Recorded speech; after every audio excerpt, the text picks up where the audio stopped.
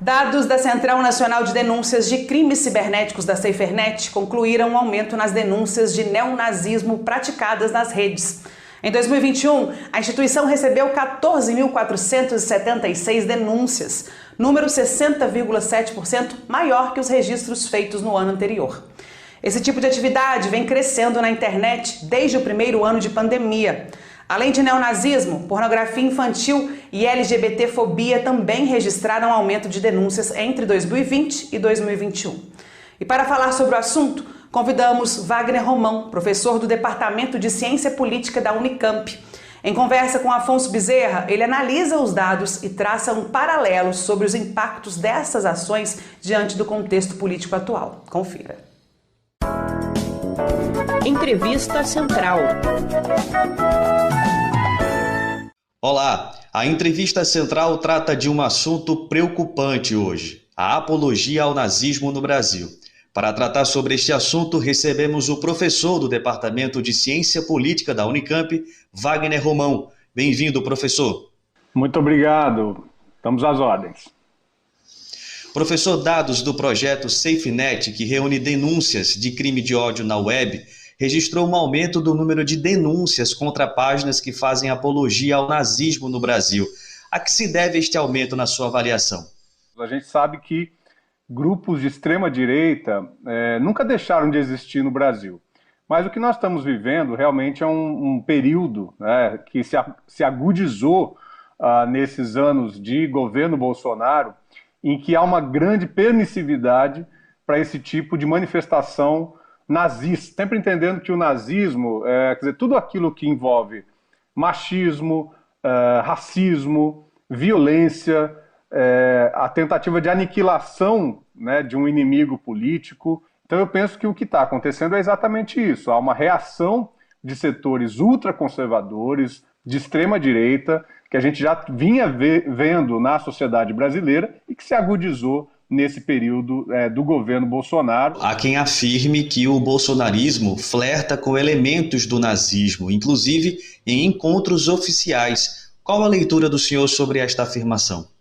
Então o próprio Bolsonaro traz esse tipo de elemento, mas a gente tem visto que os seus assessores sejam, por exemplo, na própria fala do presidente da Fundação Palmares, seja na fala daquele ex-secretário nacional de cultura, seja mesmo nas falas de alguns assessores mais próximos e nos gestos de alguns assessores mais próximos, que fazem gestos supremacistas, que se colocam publicamente no sentido de diminuir, menosprezar e atacar as minorias, as pessoas refugiadas, as mulheres, enfim, que atuam no contexto de tudo isso que faz parte dessa ideologia nazista, fascista. Professor, recentemente tivemos o caso do apresentador de podcast Monark e do deputado federal Kim Kataguiri, que defenderam a existência de partidos nazistas durante a transmissão de um programa na internet.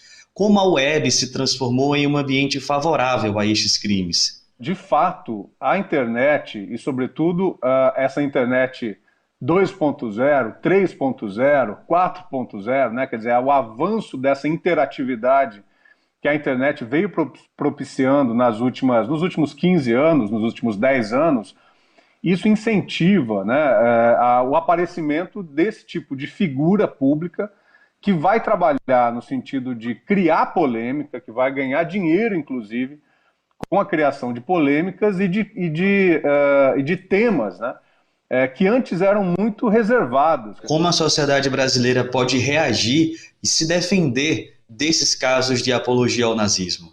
Eu penso que tem que haver uma contínua busca por mostrar, né, que esse tipo de prática é absolutamente contrária a uma cultura de paz, a uma cultura de tolerância, a uma cultura de um país que é extremamente diverso, que recebe pessoas das mais variadas partes do planeta, né, que tem que conviver com essas pessoas numa situação ao máximo de harmonia. Nenhuma convivência humana é plenamente harmônica, mas nós temos sempre que buscar conviver com as diferenças, com essa diversidade, e mais do que isso, resolver as nossas eventuais pendências, os nossos eventuais conflitos, de uma maneira racional, de uma maneira que possa ser amparada pelo Estado democrático de direito, pelas instituições políticas, pelas instituições judiciais. Professor Wagner Romão, muito obrigado pela sua participação aqui na Entrevista Central, que até uma próxima oportunidade. Muito obrigado, foi um grande prazer, fico absolutamente à disposição. Emília, voltamos com você aí no estúdio.